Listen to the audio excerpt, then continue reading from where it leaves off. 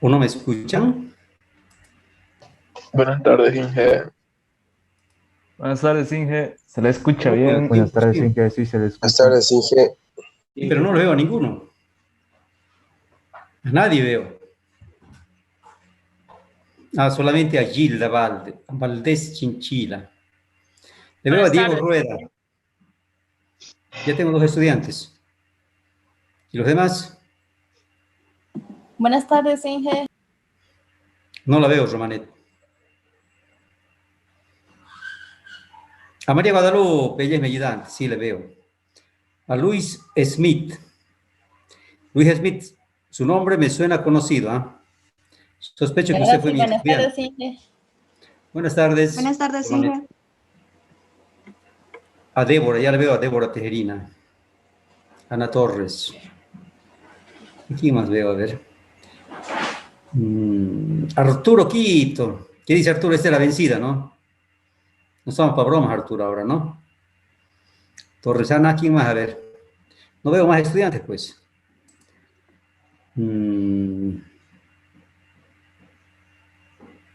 Nadie más. Lisette Segovia, ahora sí, ya le veo a Lisette. Fabiana Salinas. O Fabián, perdón. Perdón. A Sebastián Sergio, ya le veo a Sebastián, también ha sido mi estudiante de inorgánica. A Márquez Isabel. Usted creo que nunca fue mi estudiante, ¿no, Isabel? Neil Torres sí, fue de inorgánica. ¿Quién más? A ver. ¿Quién más? Samuel Anthony Tapia. Samuel Anthony Tapia. Buenas tardes, Inge. ¿Cómo están mis queridos estudiantes? ¿Bien? Bueno, a ver. Pues, Inge, todo bien. Jóvenes, yo tengo, hoy saqué un listado actualizado de Tarquía porque Montserrat, ¿cómo está Montserrat? ¿Dónde se encuentra usted, Montserrat? ¿Bermejo o Tarija? Bien, Inge, gracias. Aquí en Tarija, le cuento. ¿Y por qué dejó la tierra fronteriza? Mariana Por, Alfaro, no sé, comodidad, Inge, yo se venía aquí con familia. comodidad, ok. Le cuento que estoy con Azúa Escalera Joana. ¿Quién más? A ver, no veo más. Usted, María Alfaro Ibáñez, primera vez que es mi estudiante.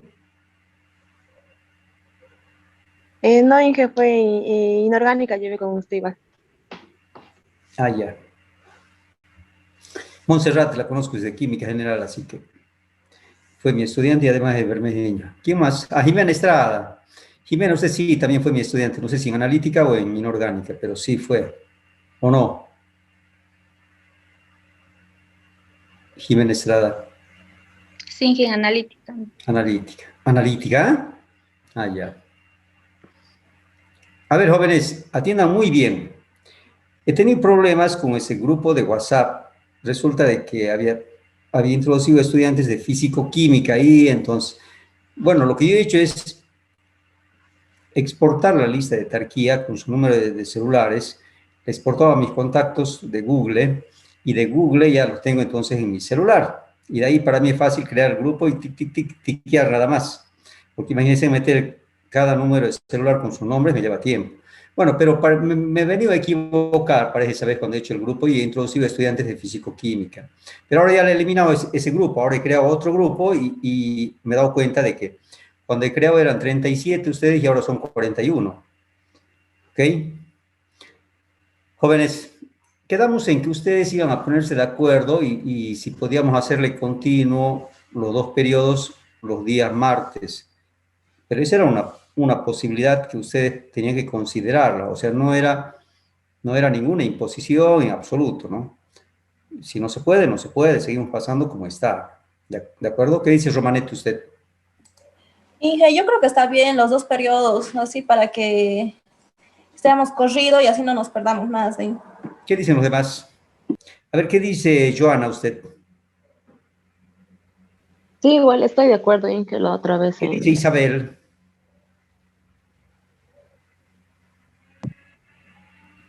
De acuerdo, igual, Inge. Alejandro, ¿usted qué opina? Está bien, Inge. Luis, ¿qué opina Luis? No hay problema, ingeniero. Que siga. Que se den Sebastián, nomás periodos. Neil, Montserrat, Ana, Débora, Darling, Sí, Inge, está Lisa, bien. Sí, Moisés, Inge, está bien. Sí, Inge, estoy de Diego, acuerdo. José, José Adrián, Sí, Inge, Romanet, estamos de acuerdo. Sí, estamos de acuerdo.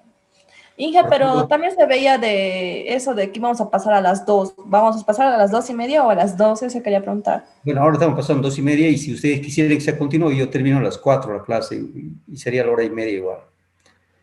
¿Qué opinan? El- Sí, el Inge, sí jueves está bien. ya no pasaríamos el jueves. Ya, jóvenes, ok. Entonces ustedes entren, registren en Moodle su asistencia. Yo les voy a compartir la pantalla.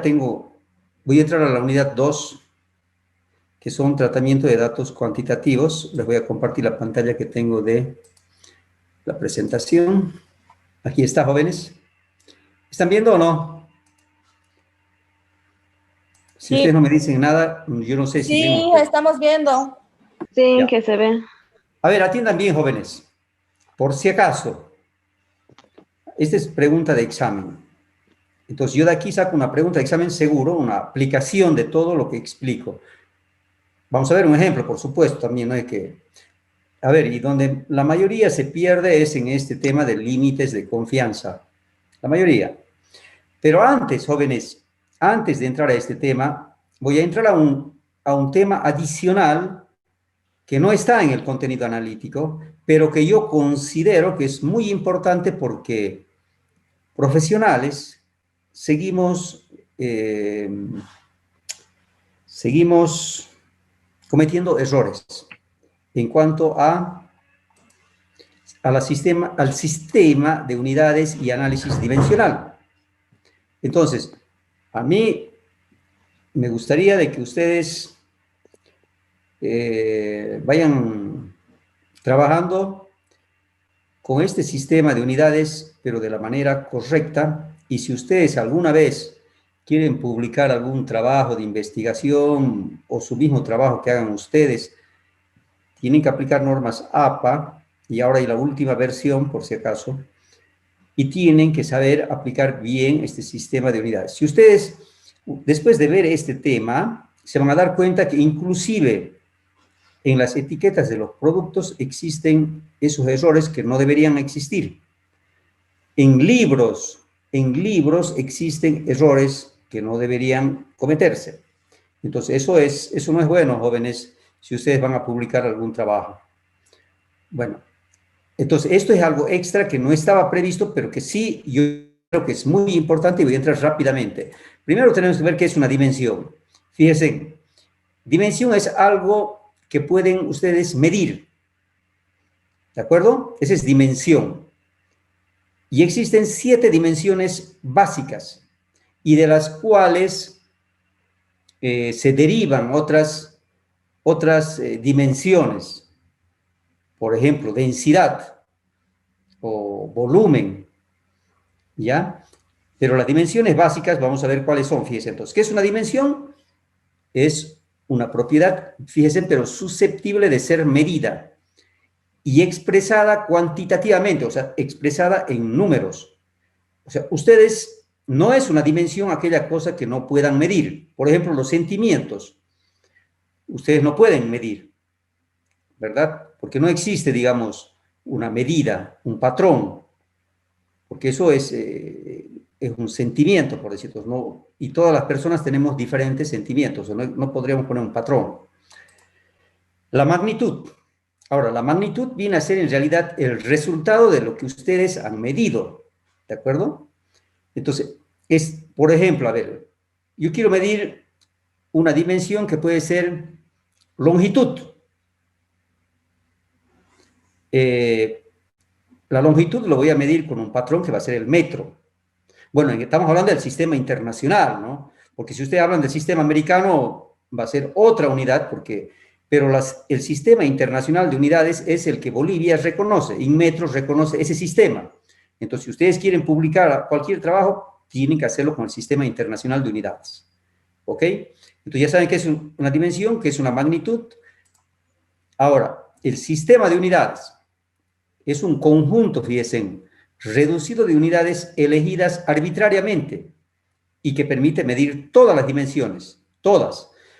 ¿Por qué? Porque tenemos un sistema de unidades básicas y de ahí tenemos sistema de unidades derivadas.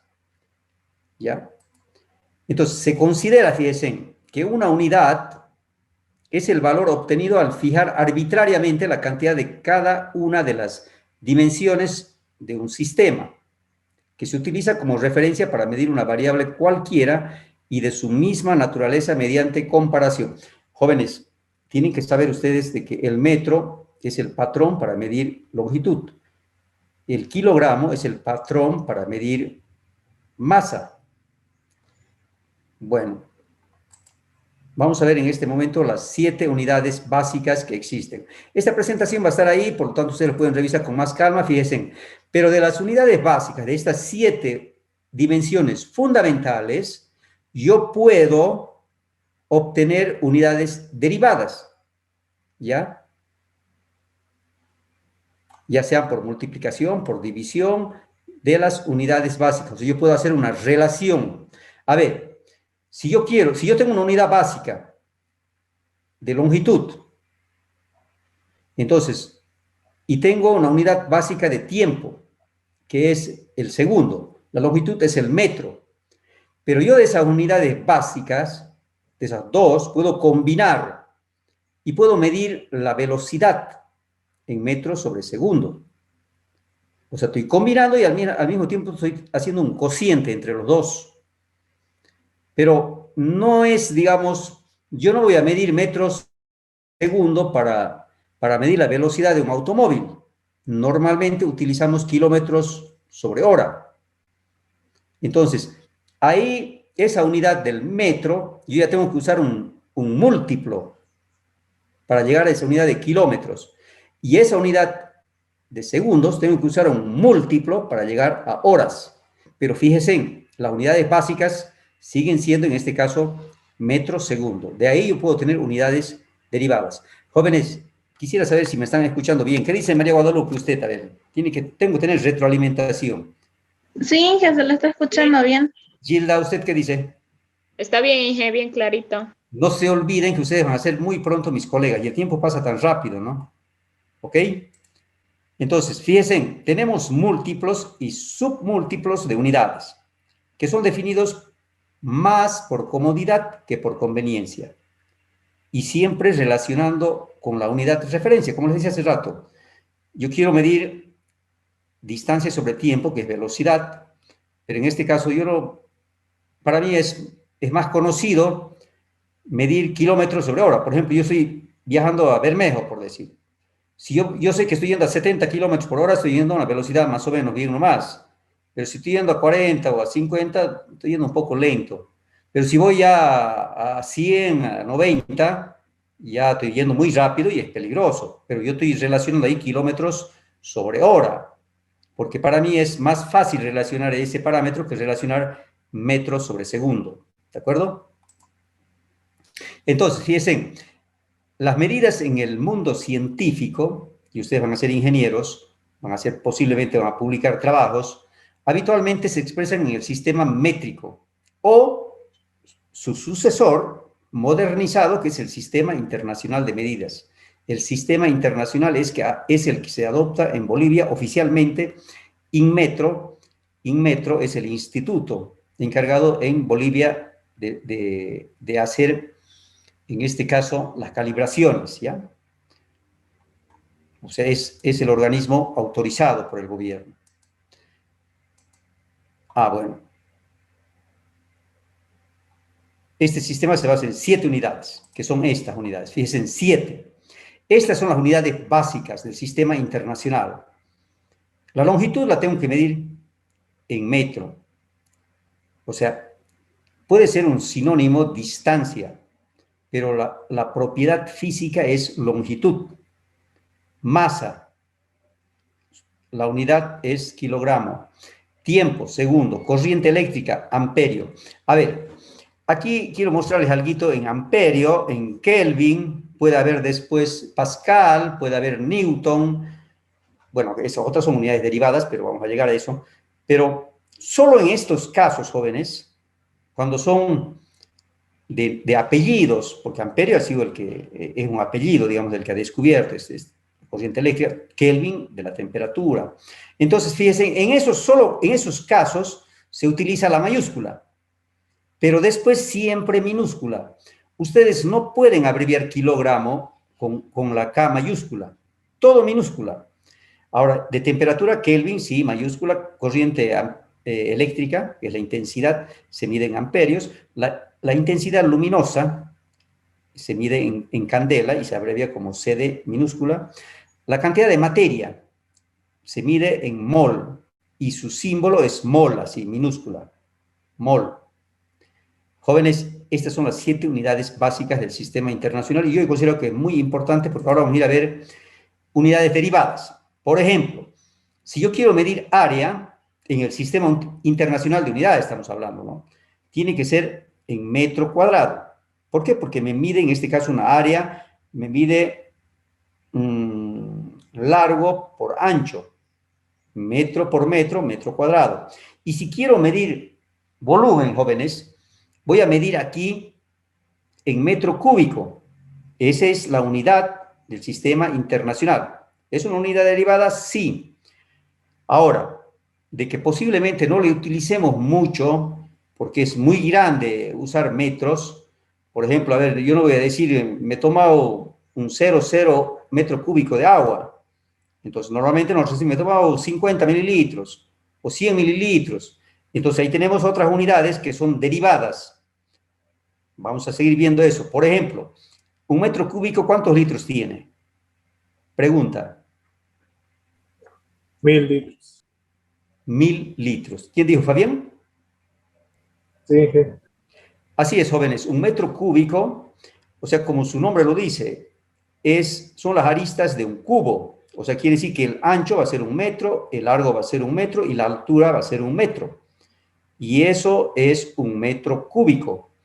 Ahora, ese volumen tiene una capacidad, si lo quiero expresar en litros, de 1000 litros. ¿De acuerdo? Esto se maneja muy bien, manejan más que todos los civiles cuando hacen construcciones de depósitos, ¿ya? Densidad, fíjense. La densidad ya es una unidad también derivada y es la relación entre masa y volumen. Fíjense, todo minúscula. Masa y volumen. Ahora, el Newton, bueno, Newton con mayúscula y también el símbolo Newton con mayúscula. No puedo poner N minúscula aquí, cuando quiero referirme a una unidad de fuerza, propiedad física, la fuerza. ¿Pero a qué viene a ser la fuerza? La fuerza es igual a la masa por la aceleración. Fíjense entonces, aquí la masa está en kilogramos, la aceleración es metros sobre segundo cuadrado. Entonces estoy usando unidades básicas, fíjense, unidades básicas. Ahora, la presión, fíjense, en el sistema internacional de unidades se la debe expresar en Pascal. Pascal también es un apellido, por lo tanto, fíjense. ¿Y a qué es igual la presión? La presión es igual a fuerza sobre área. Por lo tanto, si la fuerza es igual a, en este caso en el sistema internacional de unidades, es Newton, entonces Newton sobre, y el área va a estar siempre expresada en metro cuadrado, como dice aquí, área. Entonces, Newton sobre metro cuadrado, o sea, si pongo el quebrado, ya no tengo que poner menos 2, como aquí, fíjense, en kilogramos sobre metro cúbico. Si quería poner kilogramo sin el quebrado, tendría que poner kilogramo por metro a la menos 3, ¿ok? Como en este caso. Bueno, ahora, la energía se mide en julio. ¿A qué es igual? ¿A qué es igual la energía? Fíjense. En este caso, ¿a qué va a ser igual? Aquí tengo kilogramo, fíjense aquí. Aquí tengo metro. Entonces va a ser igual a fuerza sobre tiempo, ¿verdad? Porque todo esto viene a ser fuerza. Kilogramo, metro sobre segundo cuadrado es fuerza. Y por otra vez, longitud. Sí, por longitud. Porque aquí tengo metro cuadrado y aquí tengo metro nada más, ya. Culombio. También, aquí sí, también lo debo expresar en mayúscula. Y eso es igual a la intensidad, o sea, amperio por tiempos, por segundo. Voltio es la diferencia de potencial. Y es igual a Julio sobre Culombio. La resistencia está expresada en ohmios. El ohmio, su símbolo es esta letra griega que es omega y es mayúscula. Pero este viene a ser voltios sobre amperio. ¿Ya? Ustedes como ingenieros tienen que saber principalmente de que, bueno, cuando vean la parte de voltios, existe energía, o sea, voltaje monofásico y trifásico. Y nosotros cuando vamos a trabajar a las industrias jóvenes, entonces allá normalmente trabajamos con trifásico. ¿Por qué? Porque es menor el consumo. Yo puedo tener un motor monofásico y por decir una potencia 2 HP, o puedo tener un motor trifásico, potencia 2 HP igual, me va a consumir menor energía el trifásico. Aunque los costos iniciales, a veces Z le exige tener un transformador, tableros, etcétera, medidas de seguridad, puede ser más caro al inicio, pero a la larga eso es más barato. Entonces, todas las industrias ustedes van a ver que tienen trifásico. Ahora, ¿qué quiere decir trifásico y monofásico? Monofásico es la caída de tensión entre el neutro y la fase es 220 voltios. Y en un trifásico, la caída de tensión entre fase y fase es 380, ¿de acuerdo? Esa es la diferencia. Porque ahí tengo 3 fases y la fase normalmente se le llaman RST. Y cuando es monofásico no nos interesa saber cuál es, si es R o es S o es D, solamente decimos de fase, listo. Cosas básicas, jóvenes, que ustedes como futuros ingenieros deben saber. Yo les comento a ustedes o sea, como ingenieros también tenemos que saber cosas básicas de electricidad y tenemos que meternos a la electricidad industrial. Entonces yo he hecho cursos, primero cuando quería construir mi casa, necesitaba un electricista porque yo no sabía nada de electricidad. Entonces ha venido el electricista y no me ha hecho la instalación como yo quería. Me entraba a Infocal y me iba toda la noche después de salir de mi trabajo. He hecho un curso de electricidad domiciliaria. Entonces ahora, ya cuando me construí la casa, era una casa chiquita, ya cuando me construí una casa de 3 pisos, y he hecho un circuito por cada planta. Y hay que hacer 3 circuitos por planta. O sea, un circuito de fuerza, un circuito de iluminación, un circuito de tomas. Entonces, jóvenes, ustedes como ingenieros, es necesario aprovechar su tiempo al máximo. Después he hecho el curso de electricidad industrial y ahora, cuando he hecho el montaje en la fábrica, en la cervecería, yo he hecho todo el tablero de la cámara de refrigeración y con todo automático, o sea, con sus temperaturas para que arranque, para que pare, para que descongele, y también he hecho la instalación para los tanques de fermentación, todo automático. Me hace funcionar el chiller, me abre las válvulas solenoides, me arranca la bomba. Entonces, como ingenieros químicos jóvenes, tenemos que estar, o sea, con esos conocimientos básicos. Bueno, aquí en el sistema métrico internacional, fíjense, aquí tenemos, bueno, esto es para todo, para toda dimensión, pero aquí,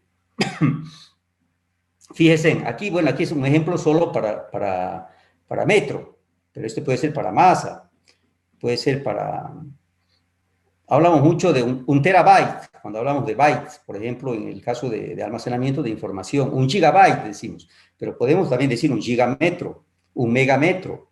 Entonces, jóvenes, estos son, hasta aquí vienen a ser múltiplos y de aquí para abajo, desde centímetros, vienen a ser, fíjense, desde decímetros. O sea, decímetro es la 10ª parte de un metro. Entonces, fíjense, vienen ya a ser submúltiplos.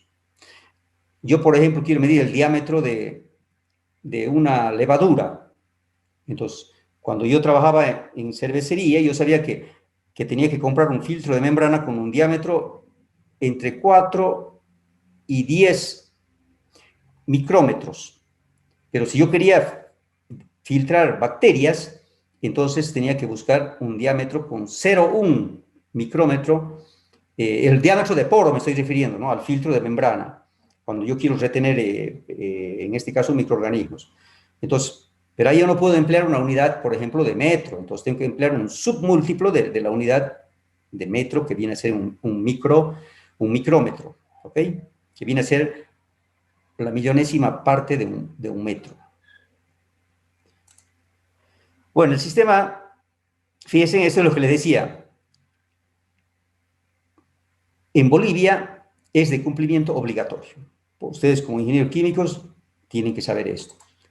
Ahora, aquí pueden tener múltiplos y submúltiplos, fíjense, en este caso son múltiplos. Entonces, decámetro, hectómetro, kilómetro, etc. O aquí tengo submúltiplos, decímetro, centímetro, milímetro, etc. Ahora, reglas para usar símbolos. A esto quiero llegar, jóvenes, porque aquí cometemos muchos errores. Por eso es que era más que todo era por esto, porque tal vez ya conocían lo anterior ustedes. Pero no se coloca punto luego de los símbolos. Y ustedes a veces van a ver, a no ser de que ese símbolo termine en una oración. Entonces yo puedo, por ejemplo, puedo decir, la longitud ha sido 5 metros, 5 metros. Entonces yo pongo 5 y M, y pongo punto porque se acabó el párrafo, se acabó la oración. Pero yo no puedo poner 5 metros, punto, 5M, punto, y continuar escribiendo. Ahí es un error, ¿ya? Entonces, fíjense aquí, dice aquí, en el sistema internacional, sus múltiplos o submúltiplos. Por ejemplo, kilogramo, esto es decímetro, miligramo. Fíjense, no hay punto y todo minúscula. Yo he visto muchos errores en libros, inclusive, que para poner kilogramo, a veces le ponen la K mayúscula. Kilogramo, y a veces, inclusive algunos, cuando quieren referirse al plural, le ponen una S más al final.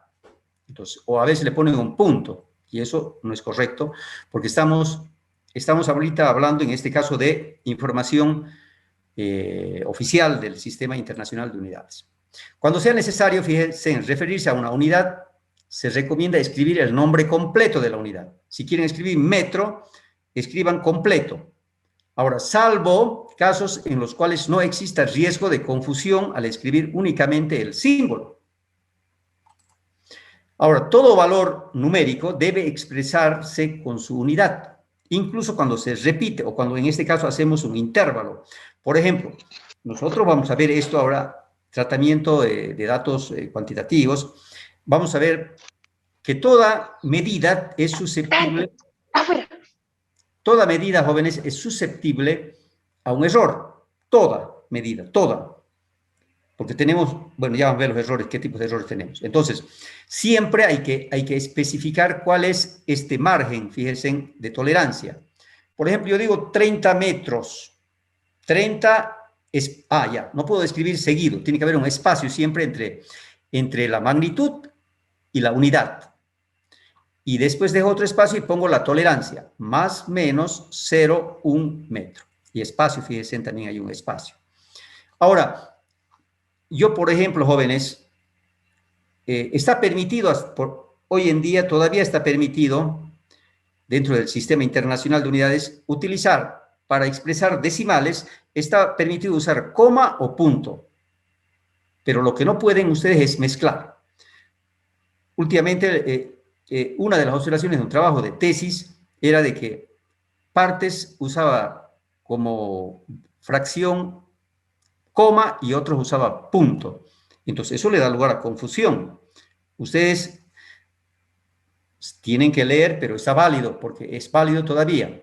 Entonces, pero normalmente lo están expresando como coma, ¿ya? Ahora, cuando manejamos más que todo información digital, a veces cuando existe coma tenemos problemas. Entonces, depende del sistema que utilicen en su computadora. Entonces, más rápido se utiliza el punto, ¿ya? Para expresar los decimales. Por ejemplo, ahora, si digo de las 14 a las 18 horas, pero ¿cuántos errores ustedes han podido ver que horas lo ponen como símbolo H, R y S más todavía? Horas. No, señores, aquí aunque sea plural, tiene que ser solamente H, ese es horas. Cuando se debe escribir o pronunciar el plural del nombre de una unidad en el sistema internacional, se usará las reglas de la gramática española. Porque yo puedo decir metros, pero no significa, jóvenes, que yo deba escribir el símbolo metros en plural, no. Yo puedo poner 1 espacio M, este es un metro, o puedo poner 100 espacio M, igual 100 metros, pero esa M no la puedo expresar en plural, pero sí, yo puedo poner 1 metro, o puedo poner 5 metros, o sea, hay plural. Como en este caso, fíjense en metro, metros, mol, moles. Puedo decir 1 mol o puedo decir 2 moles, pero tiene que estar escrito. Pero si yo quiero usar el símbolo, entonces tiene que ser solo mol, aunque sea para plural. Cada unidad, fíjense, y cada prefijo tiene un solo símbolo, y este no puede ser alterado de ninguna forma. No se debe usar, fíjense, abreviaturas. Por ejemplo, 10 centímetros, 30 kilos, y tiene que estar separado por un espacio, 5 metros. A ver, ahora, 10 toneladas. Jóvenes, toneladas es solamente T. ¿Y cuántas veces han visto con TN? En libros, inclusive. Esta es información oficial, entonces, no hay duda aquí dónde perderse. No se acepta la utilización de abreviaturas para designar las unidades. Por ejemplo, gramos no corresponde a gramos, lo correcto es solamente G, ¿de acuerdo? Kilómetros no puedo colocar así, no corresponde a kilómetros, lo correcto es KM, nada más, y en minúscula, fíjense. Se usarán prefijos y sus símbolos para formar respectivamente los nombres y los símbolos de los múltiplos y submúltiplos. Por ejemplo, centímetros, se debe abreviar con este símbolo, centímetro. No deberán combinar, ahora, no pueden combinar ustedes nombres y símbolos. O sea, yo no puedo poner metros sobre segundo, o pongo metros sobre segundo, escrito también segundos, o pongo M sobre S. Pero, fíjense así, M sobre S o metros sobre segundo, pero yo no puedo poner así, combinar nombres y combinar símbolos. Eso no es correcto, jóvenes. ¿Queda claro esto o no? ¿O no tanto? A ver, ¿qué dice Romanette usted? ¿Me está captando o no? Queda claro, sí, queda claro. Ok. A ver, ¿cuántos errores ustedes van a ver, inclusive en litros? Agarren una etiqueta y ya van a ver ahí errores igual. Cuando lleguemos a la parte de litros, el litros solamente se debe abreviar con la L minúscula y no con la mayúscula. Y a otros le ponen LTS para decir litros. En etiquetas inclusive hay esos errores, ¿no? Entonces ustedes cuando vayan a trabajar en una industria y si tienen la oportunidad de decir, ¿saben qué? Aquí está mal la etiqueta, esto hay que corregir porque esto no va con el sistema internacional de unidades. O ponen completa la palabra litro o litros, pero, o ponen el símbolo correcto también, ¿no? L en minúscula. Todos los símbolos de las unidades se escriben con letras minúsculas y dice claramente del alfabeto latino, pero aquellos que provienen del nombre de científicos, como hemos visto, amperio, Kelvin, entonces van con mayúscula, Newton, con la excepción de ¿qué? De ohmios, porque ohmio también es un apellido, pero ohmio su símbolo es la letra griega omega, ¿ya? Por ejemplo, aquí kilogramo, kilogramo, amperio, amperio, candela, ohmio. Los símbolos no se pueden pluralizar.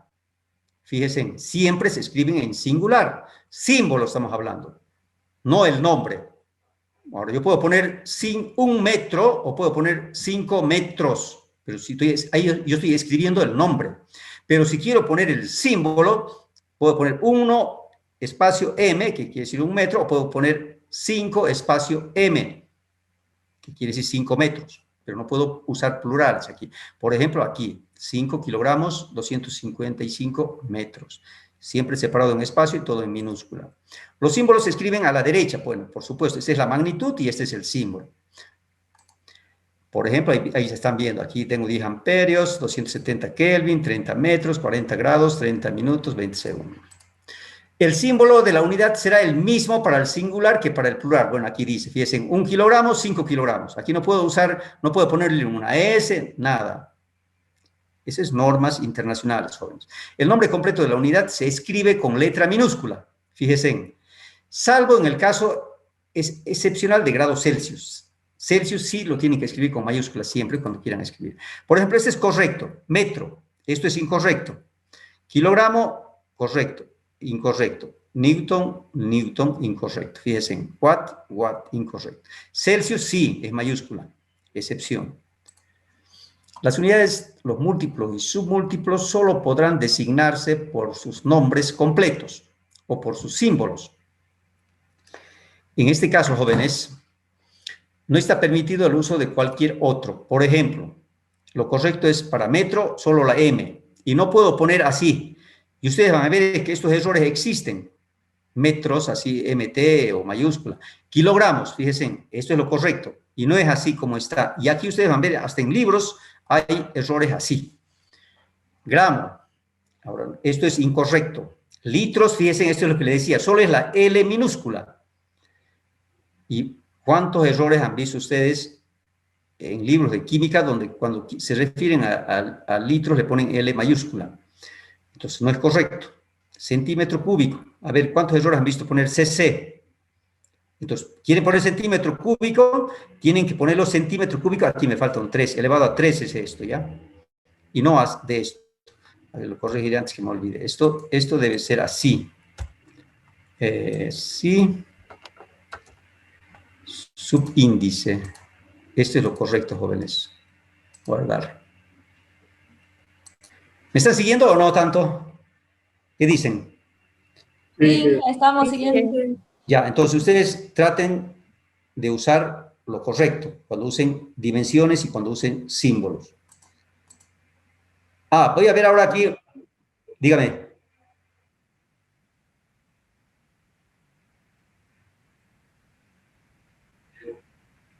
No es correcto eso entonces, son errores que se manejan. Inclusive cuando usted ve también horas, le ponen HRS, o cuando quieren poner segundo, le ponen S, E y G más, segundo. No, solo S, minúscula, nada más. Son errores por eso que se manejan, y muy frecuente. Inclusive profesionales manejan esos errores. Inclusive en tesis van a ver esos errores. Pero ustedes traten entonces de no cometer esos errores. Pues. Ahora que ya he terminado con la parte esa, ahora quiero entrar a la parte de cifras significativas, porque esto es ya como una introducción al tratamiento de datos cuantitativos, ¿ya? Cualquier dígito, fíjense, diferente de 0 es significativo. En este caso, son diferentes de 0, entonces 1, 2, 3, 4, aunque tengo un punto decimal, aquí no he puesto coma, he puesto punto, fíjense. 5, 6, yo tengo ¿cuántos? 6 cifras significativas, ¿ya? Ceros entre dígitos distintos de 0 son significativos. Por ejemplo, ceros entre números distintos, aquí tengo 1 que es distinto de 0, aquí tengo otro 2 que es distinto de 0, entonces esto es significativo. Entonces aquí tengo 1, 2, 3, 4, y pese a que tengo un decimal, también tengo 5 cifras significativas. Ceros a la izquierda, fíjense ahora, del primer dígito distinto de 0 no son significativos. Aquí, ceros a la izquierda del primer dígito distinto de 0, aquí no es distinto de 0, entonces, por ejemplo, aquí sería 1, entonces ya sería distinto, pero entonces estos dos ceros no son significativos, entonces aquí sería 4, 5 y 6, mis cifras significativas, y aquí tendría 5 y 6, ¿ok? Si el número es mayor que 1, ahora bueno, a ver, todos los ceros a la derecha del punto decimal son significativos, si es mayor que 1. En este caso, fíjense, si el número es mayor que 1, todos los ceros a la derecha del punto decimal son significativos. Aquí tengo entonces 5 cifras significativas. Si el número es menor que 1, como en este caso es menor que 1, esto aquí era mayor que 1, aquí era 457 y eso es mayor que 1. Si el número es mayor que 1, aquí es mayor. En cambio aquí es menor, 0,01 es menor. Entonces, si el número es menor que 1, entonces únicamente los ceros que están al final del número y entre los dígitos distintos de 0 son significativos. Entonces aquí dicen, este 0 es significativo porque está digamos, está entre los dígitos distintos de 0, ¿ok? 1 es distinto de 0, 2 es distinto de 0. Pero aquí, fíjense, también este 0 está entre un número que es distinto de 0, está entre el 2, por lo tanto también es significativo. Entonces tengo 1, 2, 3, 4 cifras significativas. Para los números que contengan puntos decimales, fíjense aquí, los ceros que se arrastran pueden o no pueden ser significativos. En este curso, suponemos que los dígitos son significativos a menos que se diga lo contrario, ¿ok? Fíjense aquí. Aquí tengo entonces 1, 0, 0, 0, pero aquí esto no son cifras significativas para mí, sería una sola cifra significativa. Aquí tengo 1, 2, 3 o 4 cifras significativas. Aquí puede ser, fíjense, yo lo tomaría como 1, pero si yo quiero expresar mi resultado de esa magnitud medida con 3 decimales, entonces son significativas también. Si lo quiero expresar, entonces van a ser 4 cifras significativas. Pero si yo quiero expresar con un decimal, entonces van a ser 2 cifras. Si quiero expresar con 3 decimales, o sea, a ver, en 3 dígitos en este caso, entonces voy a tener aquí 3 cifras significativas, y si quiero expresar así con 3 decimales, 4 cifras significativas. Aquí, ¿cuántas cifras significativas tengo? Solamente 2, porque este 0 está entre un número distinto de 0. Aquí tengo 4, ¿ok? Tengo 4, porque no hay decimal. Entonces, supondremos que cantidades definidas o contadas tienen un número ilimitado de cifras significativas. Pues bueno, en realidad los números son infinitos, ¿no? Nota, es mucho más fácil contar y encontrar las cifras significativas. Si el número está escrito en notación científica, bueno, es más fácil, ¿no? Por ejemplo, en la suma y sustracción. A ver, ¿qué quiere decir con esto, jóvenes? De que si yo tengo, a ver, un número, estoy sumando un número con 4 decimales y estoy sumando otro número con un decimal. Entonces, yo lo que tengo que hacer ahí es expresar mi resultado con la cifra significativa, como en este caso. Si aquí esta es mi cifra significativa, un solo decimal. Entonces, yo aquí lo sumaré así, con los 4 decimales, como está aquí, pero mi resultado, al final, esto tengo que redondear estos 4 números a un solo decimal. ¿Ok? Redondeo entonces 12.4, porque este otro 4 que le sigue no pasa de 5, entonces, por eso lo redondeo así. Nota, 3 cifras significativas en la respuesta. Entonces, estas son las 3 cifras. ¿Por qué? Porque aquí, al sumar estas dos magnitudes, una tenía una precisión de 4 y otra tenía una precisión de 1, podríamos decir, un decimal. Entonces yo tengo que expresar mi resultado con la menor precisión, pues no puedo decir que tiene una precisión de 4 si aquí no sé lo que hay después de este número. Entonces solamente se debe redondear así. Cifras significativas. Ahora, multiplicación y división. Bueno, en el mismo caso, fíjense aquí. Hace rato hemos visto de suma y sustracción. Ahora, multiplicación. Aquí tengo 2 cifras significativas, aquí tengo 2. Entonces, multiplico y mi resultado lo tengo que expresar con 2 decimales. Bueno, aquí tengo 3 cifras significativas, perdón. Pero tengo con 2 decimales cada cifra significativa. ¿Ya? Entonces, a este número lo tengo que redondear a 2 decimales. Tengo que redondear, eso es lo correcto. Aquí lo mismo, fíjense.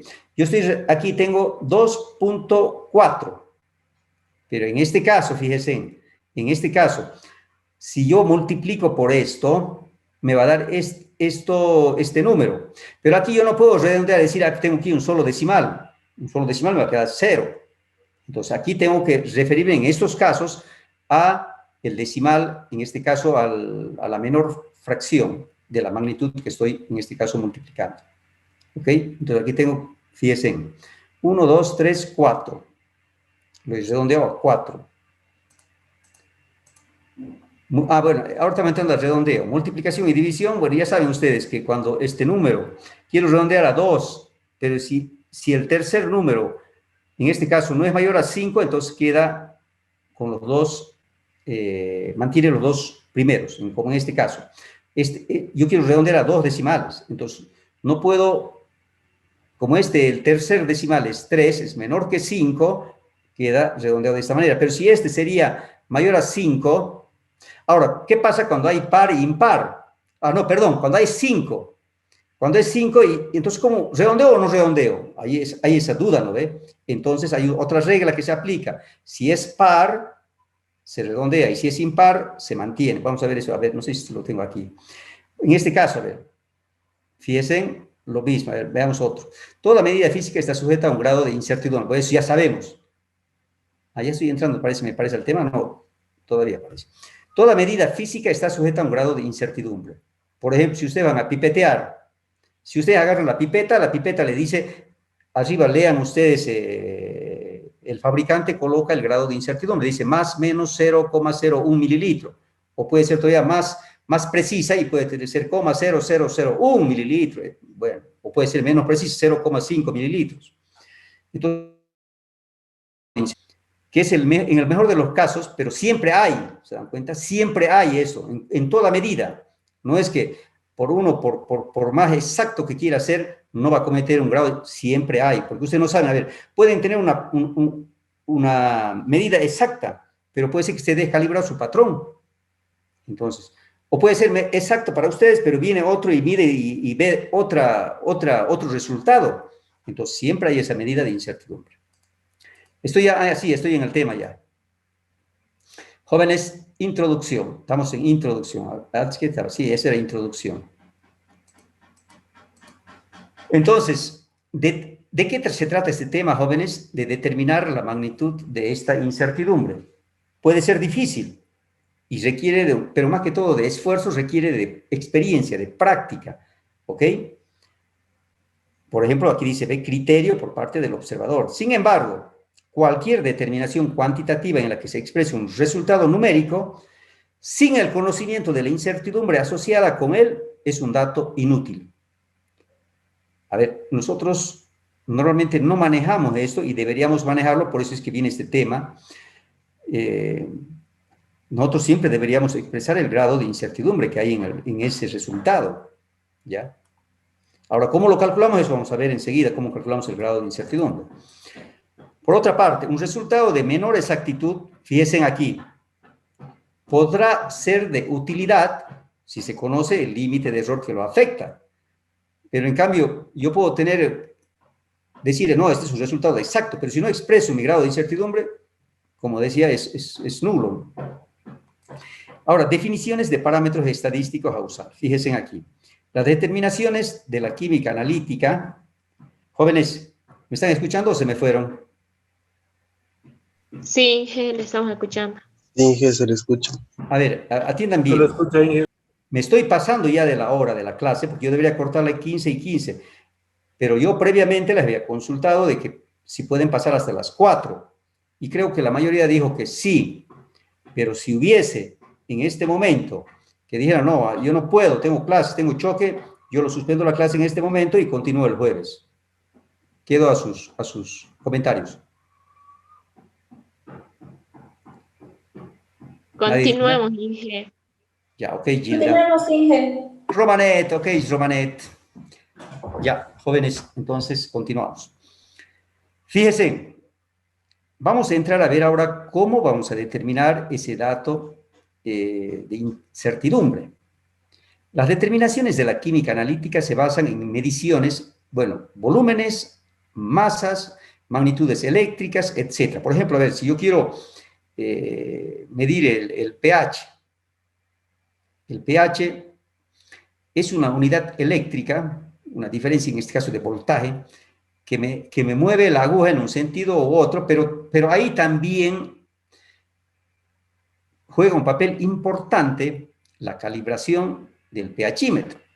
Por ejemplo, yo tenía, cuando yo era jefe de control de calidad en la cervecería, tenía un instructivo que el primer auxiliar de laboratorio que ingresaba tenía que entrar y calibrar el pHímetro los días lunes. Y tenía un procedimiento así. Entonces, ¿y cómo se lo calibra? Un pHímetro, jóvenes, se calibra primero con una solución neutra, pH 7. Y una segunda solución con la solución, en este caso, del intervalo de trabajo que ustedes van a usar. En este caso yo usaba más para muestra de cervecería, entonces yo tenía un pH ácido, porque el pH de la cerveza estaba entre 4,3, 4,1, los mostos estaban también menos a 7, entonces la cerveza cuando va fermentando iba disminuyendo el pH. Yo el segundo pHímetro lo calibraba con una solución de 4,1, y sí, porque ese era mi rango de trabajo. Entonces, hay soluciones, jóvenes, las que más se utilizan son la pH 10, pH 4,1 y pH 7. Yo usaba pH 4,1 y pH 7. Pero si yo quisiera trabajar, por ejemplo, en una planta donde producen jabones o donde tengo un pH alcalino, yo tengo que la segunda solución para calibrar tengo que usarlo básica, porque ese es mi rango de trabajo. ¿Queda claro aquí? Entonces, ahora, ¿cuál es el objetivo? El objetivo es encontrar ese valor verdadero XT. Ese es el valor verdadero. Pero normalmente, ese valor a veces no sabemos cuál es, pues. Eso es lo que pasa en el laboratorio. A ver, si ustedes hacen un análisis, a no ser de que tengan referencia, hagan una investigación bibliográfica, digan, el resultado debería darme más o menos así. Entonces ya tienen una referencia. Pero si no van y trabajan a ciegas, dicen, bueno, este es mi resultado que me ha salido y listo. Y si no conocen el valor verdadero, no pueden saber su grado de incertidumbre. ¿Ya? Aquí dice, por ejemplo, este es el objetivo, encontrar el valor verdadero del contenido de un analito en una muestra. Entonces, XT es el valor real o el valor aceptado para dicha magnitud. Pero yo voy a medir un valor X. Entonces, ahora tengo que restar mi valor que yo he medido menos mi valor verdadero. A ver, bueno, sigamos viendo. Definiciones, seguimos con definiciones. Como no existen formas de alcanzar este valor verdadero, en la práctica el químico realiza un número n de análisis, ¿verdad? Por lo menos unas 3 veces sacamos un análisis y de ahí sacamos un promedio. ¿Por qué? Para disminuir el error, ¿ya? Independientemente, fíjense, sobre porciones individuales de muestra, elige el mejor valor para la variable y estima la incertidumbre asociada al mismo. El mejor valor de la serie se expresa a partir de la media. A ver, tenemos dentro de la estadística, jóvenes, tenemos unidades de medida de dispersión y otra tenemos unidades de medida de, ¿cómo se llama esto? Son digamos, del valor promedio, podríamos decir, pero ahorita me va a acordar su nombre exacto. Bueno, vamos a ir viendo, pero las de dispersión normalmente son las desviaciones, jóvenes, estándar, y las, de tendencia central, son medidas de tendencia central. ¿Y cuáles son las medidas de tendencia central? La media, la moda, la mediana, son medidas de tendencia central. Entonces, normalmente eso es lo que hacemos, entonces, buscamos una medida de tendencia central y usamos más que todo la media, ¿ya? A partir de la media, que es un parámetro de posición de la distribución de datos. Esta es la media, esta es una medida de tendencia central. Ahora, hay medias poblacionales y hay medias muestrales, que vamos a ver enseguida qué diferencia hay. Por ejemplo, hay desviación estándar y desviación típica. Estos jóvenes, si yo tengo 5 mediciones, entonces yo tengo que sumar las 5 mediciones y dividirlo entre la cantidad de mediciones. Entonces, a ver, yo he medido, por decir, 5.5, 5.3, 5.4. Pues yo estoy midiendo una longitud y me ha dado esa distancia, por decir, ya sean centímetros, etc. Quiero sacar una media. Entonces, yo tengo que utilizar una medida estadística de tendencia central que viene a ser la sumatoria de los valores dividido entre el número de valores. Ya, esa es una media. Cuando los datos se acomodan en orden creciente o decreciente, aquí fíjense, entonces puedo usar la mediana. Siempre hay un número igual de resultados mayores y menores que la mediana. Pero ¿qué pasa cuando yo tengo una mediana y tengo un número par de resultados o tengo un número impar? Bueno, hay diferencia aquí para tomar la mediana. Para un conjunto compuesto por un número impar de mediciones se determina la mediana localizando el valor central, pero cuando es impar, claro, o sea, si yo tengo 5 valores, entonces, ¿cuál va a ser el valor central? Va a ser el valor, digamos, el 3, el 1, 2, el 3, el 4 y 5 van a estar en ambos costados y el 1 y 2 en otro costado, entonces el medio va a quedar el 3. Pero ¿qué pasa si yo tengo 4 valores y quiero sacar una media? Entonces aquí se aplica. Fíjense, para un conjunto compuesto por un número par de mediciones, la mediana se calcula promediando el par de resultados centrales. Ya, entonces fíjense, yo aquí, si tengo 4 números y quiero sacar la mediana, entonces los 2 de los costados de los extremos los descarto y los 2 centrales los sumo y saco la media. Y esa va a ser mi mediana. No sé si me están entendiendo o no. ¿Qué dice Romanet? ¿Y le puede volver a explicar, por favor, esa partecita no he entendido de la mediana? Ya, ok. Ahorita le voy a poner unos ejemplos y vamos a ver cómo puedo determinar la mediana y cuando tengo números pares y cuando tengo números impares. Pero lo que les decía, sí, no, ahorita lo que le decía a Romanet es lo siguiente. La mediana es fácil cuando tengo datos impares. La mediana va a ser la que va a estar al centro. Pues si yo tengo 5 números, la mediana va a ser el dato, digamos, en este caso el 3. Si tengo 3 números, la mediana va a ser el dato 2.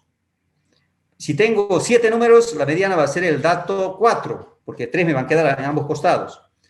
Pero si tengo 4 datos, ¿cuál va a ser mi mediana? Entonces dejo los datos del extremo, los dejo, y de los dos del medio, el 2 y el 3, los sumo y lo divido, y esa va a ser mi mediana. O si tengo 6, en este caso dejo 1 y 2 a un costado, el 3 y 4 saco el medio, y el 5 y 6 también quedan al otro costado. Entonces sería de los dos del centro, sumo y saco la media, y esa es mi mediana. Vamos a ver enseguida un ejercicio. A ver, definiciones de parámetros estadísticos a usar. Fíjense aquí. A ver, ¿qué podemos sacar de conclusión de este cuadro? A ver. Bueno, podemos sacar de conclusión lo siguiente. Yo tengo 6 datos. Fíjense, aquí tengo, no sé, será 10, aquí, si aquí es 19.2, será 19.3.4, bueno, aquí debe ser 4 esto, aquí va a ser 5 y aquí va a ser 6, aquí va a ser 7, aquí va a ser 8, este va a ser 19.8, donde está la raya esta, y bueno, así aquí es 20. Fíjense, entonces, de todos los datos que yo he resuelto, jóvenes, que yo he calculado en laboratorio, hagan la cuenta que están, no sé, midiendo algún parámetro, puede ser longitud, ya. Resulta que de los 5 datos, yo he medido el 1, me ha dado 19.2, 19.3, 19.4, 19.5, 19.6, o sea, ese es 4, 5, 6, después mido directamente aquí, 19.6, 7, 8, casi a 19.9, ya, o 8. Entonces, y aquí me digo otro más de 20, y aquí me digo uno más de 20. Aquí es 20.12, digamos, que aquí sea de 20.4, entonces este va a ser 20.3, digamos, y este 20.1, ya. De estos 6 valores que yo he medido, yo sé que mi resultado real es 20, pero yo saco una media. Saquen una media ustedes, a ver, creo que aquí les tengo. Sí, aquí están los datos. Calculen la media y la mediana. Aquí vamos a ver, fíjense, la media y la mediana. Aquí, ¿cuántos datos ven aquí? Aquí es un dato par, entonces aquí va a estar, vamos a hacer eso para calcular la mediana. Fíjense, a ver, ahora se va a entender mejor esto. Calculen la media y la mediana para los datos mostrados en la figura. Entonces, yo sé que medí 19.4. Fíjense, aquí yo estaba deduciendo 19.4, 19.5, 19.6, 19.8, y después medí 20.1 y medí 20.3. Esos son los 6 datos que yo tengo. Para sacar la media, yo tengo que sumar todas las mediciones y dividir entre el número de mediciones, entre 6, porque son 6 mediciones. Y mi media es 19.78. Pero como yo aquí estoy trabajando con un solo decimal, entonces yo no puedo poner aquí 19.78. No puedo trabajar con 2 decimales cuando yo estoy aquí sumando con un solo decimal. Tengo que redondear esto, para eso hemos visto cifras significativas. Entonces aquí lo tengo que expresar de esta manera, con un solo decimal, porque yo estoy trabajando así con esos datos. 19.8. Esa es mi mediana. Ahora, ¿cómo saco? Bueno, esa es mi media, perdón, mi media. Son partes por millón de hierro, dice ya. Partes por millón de hierro. Esas son las mediciones que he hecho. Ahora, dado que el conjunto contiene un número par de mediciones, a ver, si contendría 5 números, entonces 1, 2, 3, 4, 5, mi mediana sería 19.6, porque esa es la del centro, fíjense, esa es mi mediana. Pero como en este caso tengo 6, yo tengo que dejo los 2 datos del costado, dejo estos otros 2 del costado, y los del centro los sumo y los divido entre 2. Y mi mediana va a ser 19.6 más 19.8 dividido entre 2, va a ser 19.7. ¿Se entendió ahora o no, Romanet? ¿O sigue faltando algo? Sí, sí, se entendí perfectamente ahora, Inge, muchas gracias. ¿Qué dice Neil usted? Neil Santa Cruz. ¿Tiene alguna duda? ¿Neil? Ok. ¿Qué dice Quito? Arturo. Perfecto, Inge. Sí se entendió la Perfecto. diferencia entre Justo media. eso, me hizo acordar a una propaganda que hacía Ascar Gorta. Con Ducal está perfecto, decía Ascar Gorta. ¿Eh? Hacía una vez una propaganda. Sigamos, jóvenes. Definiciones de parámetros estadísticos. Seguimos con definiciones. Ahora, la precisión, fíjense. Estamos entrando ya a hablar de precisión. Entonces, cuando hablamos de precisión, ya estamos hablando de medidas de dispersión. En cambio, hace rato estamos hablando de medidas de tendencia central, si hablamos estadísticamente, ¿no? La precisión es el grado de concordancia entre un grupo de resultados obtenidos al aplicar repetida e independientemente el mismo método analítico a alícuotas de la misma muestra. Se expresa como desviación estándar, fíjense. Ahora, desviación estándar lo abrevío como S. O sea, esta es una desviación de una muestra. No es de toda la población, sino sería desviación, ¿cómo se llama? Desviación, con sigma se lo abrevia. En este caso, este es de una muestra, no es de toda la población. La varianza es la desviación estándar al cuadrado. Y esa es la varianza. Ahora, ¿cómo calculo? Fíjense, creo que tengo aquí para una población. Aquí, cuando es de una muestra, es la desviación de cada resultado respecto a la media, elevado al cuadrado, la sumatoria de todas estas, ¿no? Y dividido entre n menos 1. Eso es cuando es una muestra. Pero cuando es de la población, aquí va solamente n, se divide sobre n, no n menos 1. Esa es la diferencia que hay. No sé si lo tengo, no lo tengo eso. Y además se lo tiene que simbolizar como sigma. En cambio, cuando hablamos de desviación estándar, es S. Y cuando hablamos de varianza, S cuadrado. Cuando hablamos de varianza de la población total, es sigma al cuadrado. Bueno, aquí fíjense, es cuestión de elevar esto al cuadrado, y al elevar esto al cuadrado, esto se simplifica al radical y me queda esto, ¿verdad? Ya. Seguimos con esto. Un parámetro, fíjense, que se emplea con fines comparativos de la dispersión en los datos es el cociente entre la desviación estándar y la media. Desviación estándar y la media de los datos. Entonces, ahora, ¿cómo se lo denomina? Desviación estándar relativa. Esto, desviación estándar relativa. O también se lo puede decir coeficiente de variación porcentual. Coeficiente de variación porcentual porque lo multiplico por 100. Esto se utiliza bastante, jóvenes. Fíjense, entonces esto se utiliza como una medida de dispersión. Fíjense, y ya estamos hablando aquí, como les decía, son medidas de dispersión, medidas de tendencia central. Aquí estamos hablando de medidas de dispersión cuando hablamos de desviación. ¿Ok? Ahora, exactitud. Vamos a entrar, estamos definiendo parámetros. Primero, estadísticos, que vamos a usar en el tema. La exactitud. ¿Qué me indica la exactitud? Me indica la cercanía que existe entre un valor medido y el valor real. A ver, ¿cuál era mi exactitud aquí? Fíjense, me indica la cercanía. Por ejemplo, al rato yo creo que el valor... a ver, voy a volver a este cuadrito, ¿ya? Fíjense, este es mi valor medido y este es mi valor real. Entonces, esta diferencia es la exactitud que hay. O sea, aquí tengo más una diferencia, ¿no? Entonces, depende, digamos, depende de los datos que esté manejando para poder hablar de exactitud. Puede ser que sea exacto el dato. O sea, no exacto, pero es muy exacto, porque puede ser que para el tipo de análisis sea poco este error, ¿no? Eso depende del error. Entonces, ya la exactitud viene a ser la diferencia entre el valor medido y el valor real o aceptado. Para expresar la exactitud empleamos el error.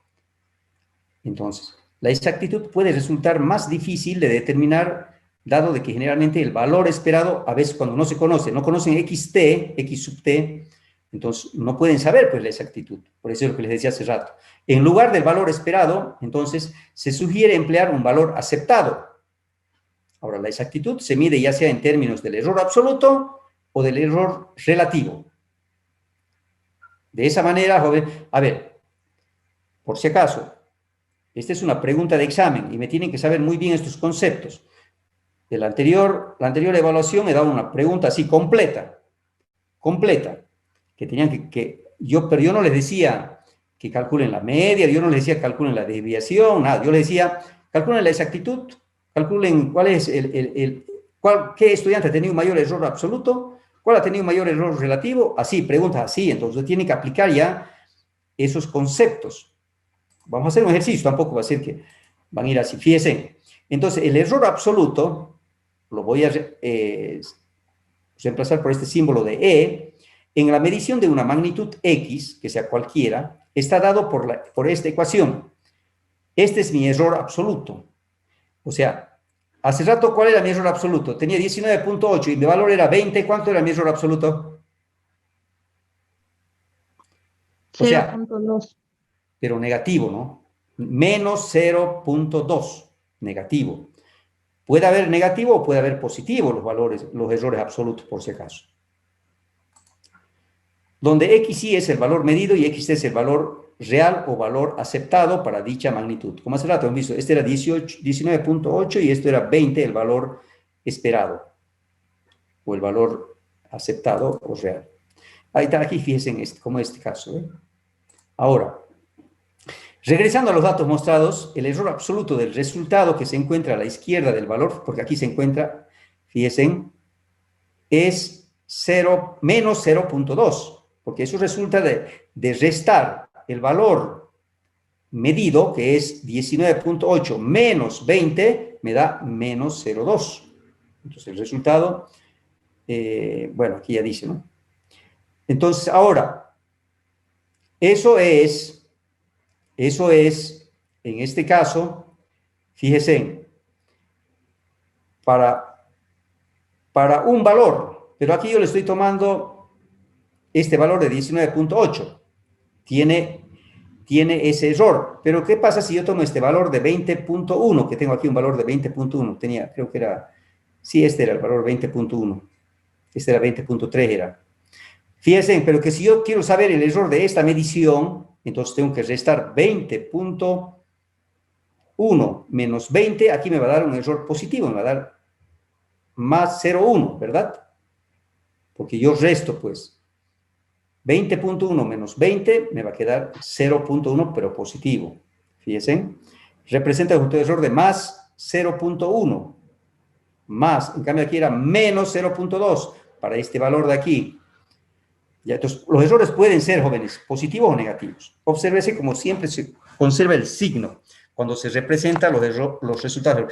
Pero ese es cuando se trata de error absoluto, puede haber más o menos. Pero ¿qué pasa si yo trato error relativo? Entonces ahí lo hablo en porcentaje y ahí ya tengo siempre un valor positivo. ¿Ok? Lo que vamos a ver ahora, el error absoluto. ¿Me están siguiendo, jóvenes, o se me fueron a...? ¿Están todos en clases? Sí, Inge, le seguimos. Sí, Inge. Le seguimos, Inge. A ver, de estos jóvenes voy a sacar un práctico, para que ustedes Hay un libro muy bueno que lo voy a subir sobre esto, y bueno, van a hacer un práctico, así que para que todos aprueben analítica ya, la primera evaluación, 1. El signo negativo en el primer ejemplo, bueno, como hemos visto hace rato, muestra que los resultados experimentales son más pequeños que el valor aceptado. Y el signo positivo, como de 20.1 menos 20, muestra que el resultado experimental es mayor que el valor aceptado. ¿Queda claro esto, no? Ahora vamos a ver el error relativo. Generalmente el error relativo es una cantidad mucho más útil que el error absoluto. Y es aquí donde usamos el grado de incertidumbre, usamos con este error relativo. Aunque también podemos usar más menos, ¿se dan cuenta? Entonces un error absoluto, más menos 0,1 por decir. Pero también se utiliza error relativo. Veamos ahora en qué consiste esto. Generalmente el error relativo es una cantidad mucho más útil que el error absoluto. El error relativo se expresa en porcentaje y se calcula con la siguiente ecuación. Fíjense. Entonces tengo el valor medido menos el valor real dividido entre el valor real y por 100. Esto, lo que ven aquí arriba, es error absoluto. O podría también decir error absoluto sobre valor real por 100.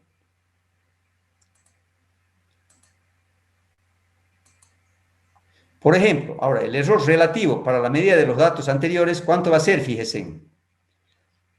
Aquí, 19.8 menos 20 me va a quedar aquí menos 0,2, divido entre 20 y multiplico por 100, me queda menos 1%.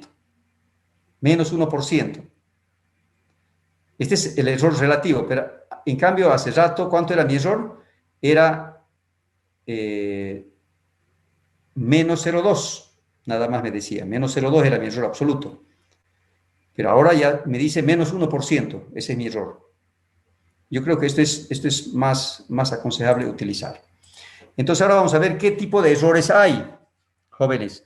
Hemos hablado del error absoluto, del error relativo, y estos son los que me permiten encontrar el grado de incertidumbre. Ahora vamos a ver los tipos de errores que cometemos y que estamos, todos los que hacemos un análisis, estamos, digamos, susceptibles o inmersos a que sí podemos cometer estos errores.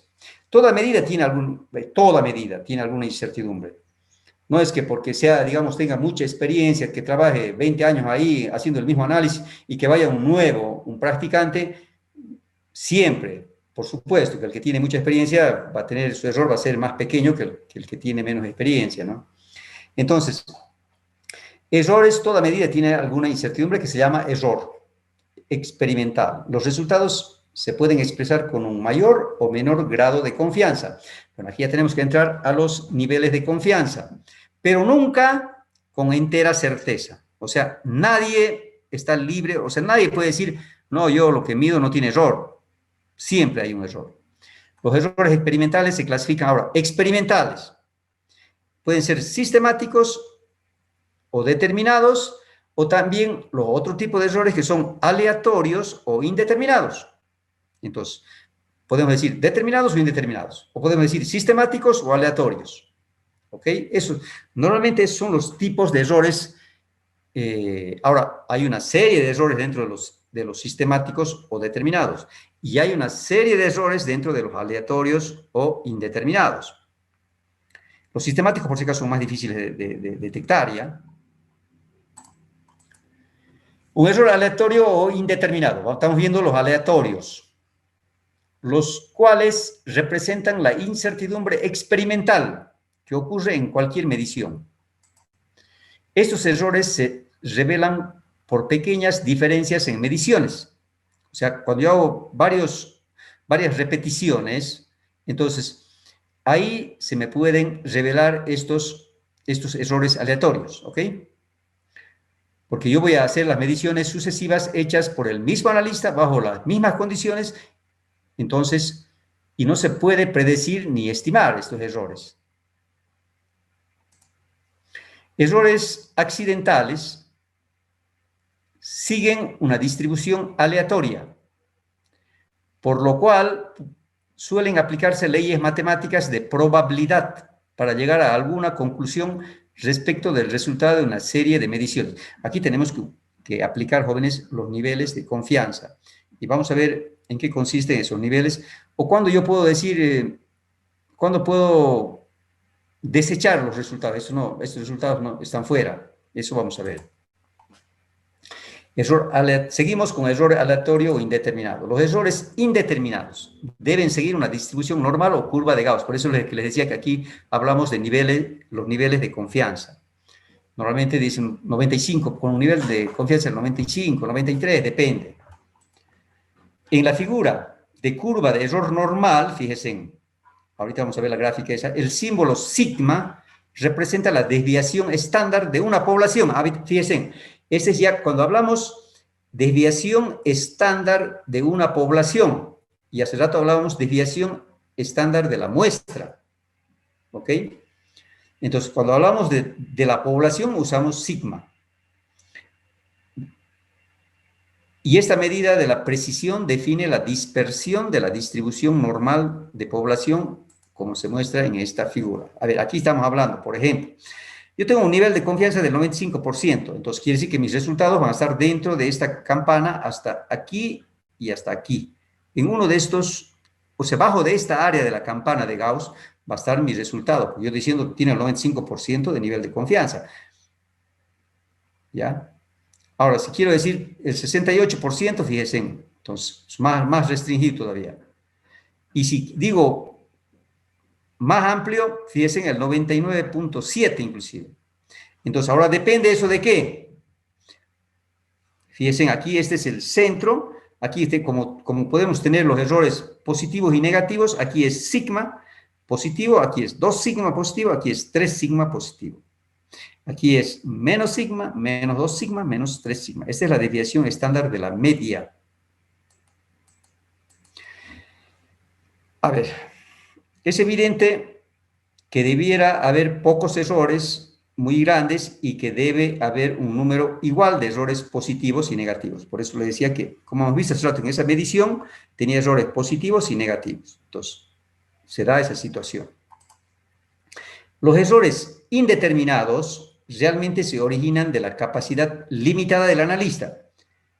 A ver, un tipo que tenga mucha experiencia va a tener menor error indeterminado que uno que tenga poca práctica, ¿ya? Error indeterminado. Los errores indeterminados realmente se originan de la capacidad limitada del analista para controlar las condiciones externas y hacer correcciones para dichas condiciones, o la incapacidad para reconocer la aparición de factores que darán por resultado.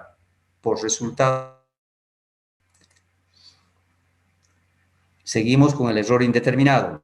Se origina también se origina por efecto de variables incontroladas y quizás incontrolables en cada medida.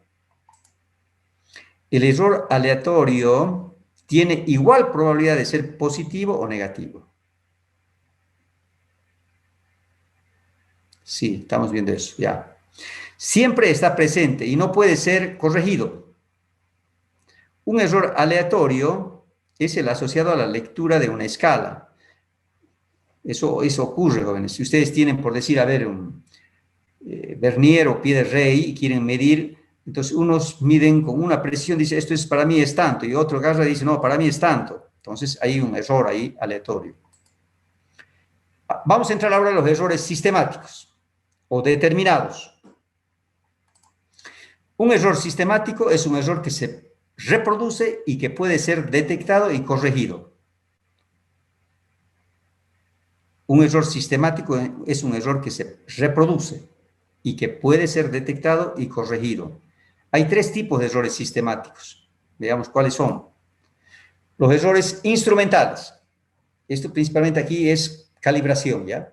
Son el resultado de un comportamiento instrumental no ideal debido a calibraciones mal hechas o debidas al uso en condiciones inapropiadas de equipos e instrumentos. A ver, jóvenes, cuando ustedes manejen algún instrumento, normalmente el fabricante les dice, entre tal rango de temperatura hay que usar este instrumento. Entonces, si ustedes se van a condiciones extremas que el fabricante ya no les asegura un buen resultado, pues entonces ahí tenemos un error instrumental doblemente, uno cometido por no tomar las previsiones y otro porque el instrumento no va a trabajar bien en esas condiciones. Los errores, puede haber errores de método. Son el resultado del comportamiento físico o químico poco ideal de un sistema analítico. Errores del método. Entonces puede ser que no estoy empleando el método correcto y quiero hacer una determinación, por decir, de proteínas. Resulta que no he hecho, en vez de usar un ácido sulfúrico para hacer la digestión, he usado otro ácido o no he usado uno de las concentraciones recomendadas. Entonces aquí tengo un error ya de método. Los errores operativos. Entonces tenemos instrumentales, de método y operativos entre los 3 tipos de errores sistemáticos. Errores operativos, como dice su nombre, son los resultados de la falta de cuidado, la falta de atención o por limitaciones personales por parte del experimentador. Todos los aparatos de medición son fuentes potenciales de errores sistemáticos. Todos, principalmente por falta de calibración. A ver,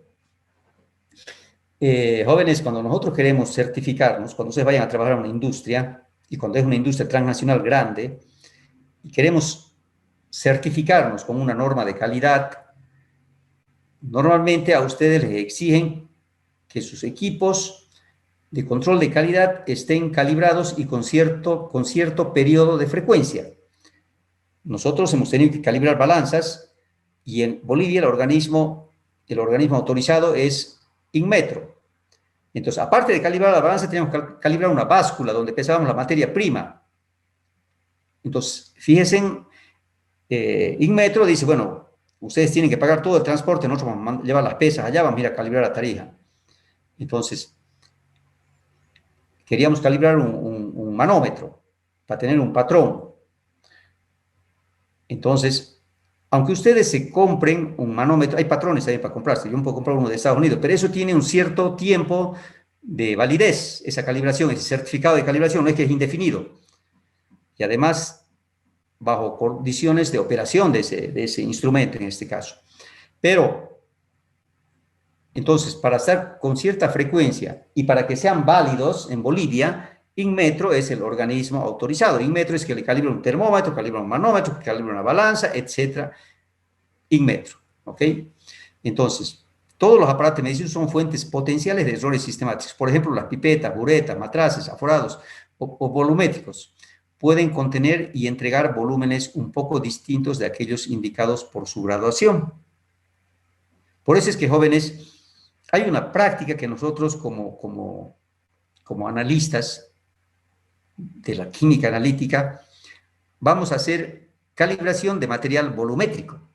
Y aquí, cuando hagamos esa práctica, a ver, si he tocado ese tema, quiero comentarles de que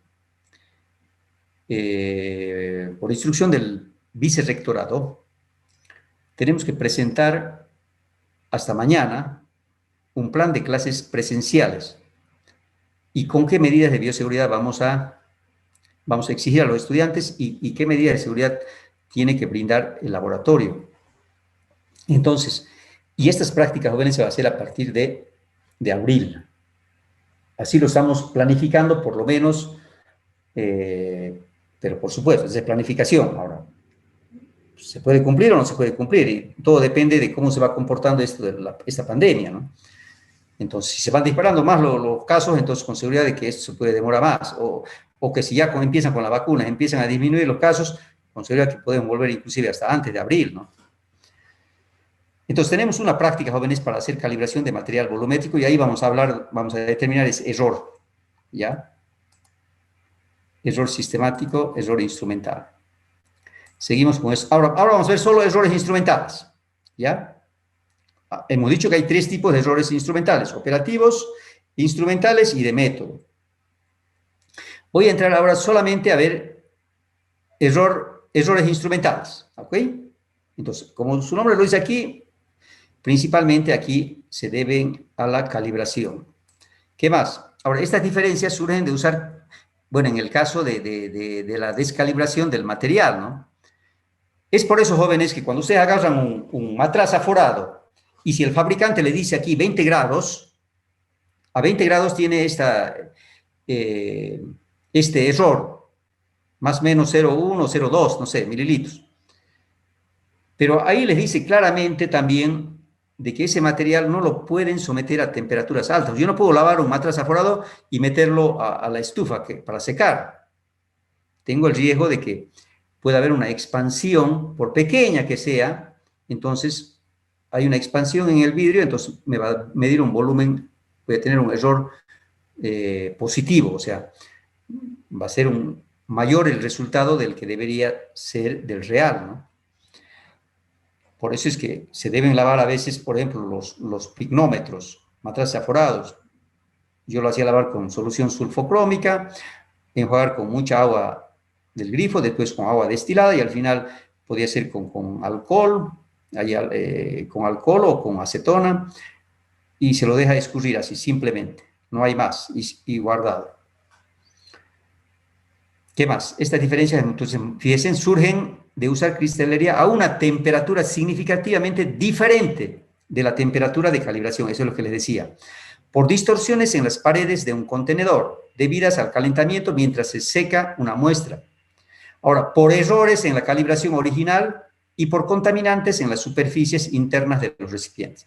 Por eso es que es bueno lavarlo con solución sulfocrómica para evitar principalmente residuos de grasa, porque a veces uno manipula mucho el material y con las manos. Entonces, poco a poco le vamos impregnando con la grasa que tenemos en las manos, ¿no? Entonces, por eso es aconsejable siempre lavar de vez en cuando con solución sulfocrómica. La calibración, fíjense, por eso se debe hacer con cierta frecuencia y se tiene que llevar un registro de todos los equipos e instrumentos que vamos a utilizar. Yo calibraba, por ejemplo, los pignómetros también, bueno, eso no lo calibrábamos tan rápido, por lo menos cada 6 meses hacíamos una calibración. La calibración elimina la mayoría de los errores sistemáticos de este equipo. Entonces, ya saben que esos errores instrumentales los puedo eliminar o reducir mediante calibraciones y también con el buen manejo de los mismos instrumentos. ¿Ok, jóvenes? Son las 4 de la tarde, jóvenes, y me quedé aquí en media clase. Voy a continuar la siguiente clase, jóvenes, con esto. Voy a sacarles un práctico. Para mí siempre es un gusto pasar clase con ustedes. Y si tienen alguna pregunta, estoy aquí para escucharles. Pero tengo que activar mi cámara antes y tengo que verles a ustedes para despedirme. A ver. No le veo a ninguno. Ah, sí, le veo a Gilda. Gilda Valdés Chinchila. ¿A quién más le veo? A ver. Le veo a Joana. A Liana Elsin Figueroa. ¿Qué dice usted? Usted es mi estudiante de Química General, ¿no? ¿Sí o no? ¿O no, Aliana? ¿O me estoy confundiendo? Ah, sí, me estoy confundiendo. Me estoy confundiendo con Aliana Choque. Sí. Soy yo, Inge, Aliana Choque. Pero Ah, ya. Pero usted ha sido mi estudiante pues, en Química, ¿o no? inorgánica. Inorgánica. Yo me acuerdo que usted... Ah, ya, pues en inorgánica. Jóvenes, ¿no tienen ninguna pregunta? María Guadalupe. Inge, una preguntita. ¿Qué dice Kimberly? ¿Cómo está usted? ¿Está en Yacuyo o está en Tarija? En Yacuiba, Inge. Y el anterior, usted era mi alumna, estaba en la lista y no le he visto casi ninguna clase. Igual que Montserrat. Estaba en la lista, pero no asistió a ninguna clase el anterior semestre. Raiza, ¿usted por qué se salió del grupo? Yo he creado un grupo de señal y me he cambiado a Entel, así que estaba viendo eso. Disculpa. Ya. A ver, jóvenes, atiendan bien. ¿No tiene nadie ninguna pregunta para concluir la clase aquí? ¿Qué dice usted, José Adrián Garnica? ¿Tiene alguna pregunta? Todo bien. Jóvenes, entonces no les distraigo más. Para mí sí un gusto pasar esta clase. Les comento, a ver, así, no sé si... Bueno, aunque no está todavía definido, más bien les comentaré la siguiente clase, que posiblemente se cierre un grupo de laboratorio. Jóvenes, ha sido un gusto, pórtense bien y nos vemos. Ahora nos vamos a tener que ver el otro martes, ya no va a ser este jueves, ¿verdad? ¿Quieren empezar a las 2:30 nomás o quieren empezar a las 2? 2:30 nomás, ¿no? ¿O qué opinan ustedes? Que sean las 2, Inge, para tener más Inge, está bien. tiempo. 2:30. A las 2:30 está bien, Inge. 2:30, Inge. Ya, ok. Hasta luego a todos. Adiós.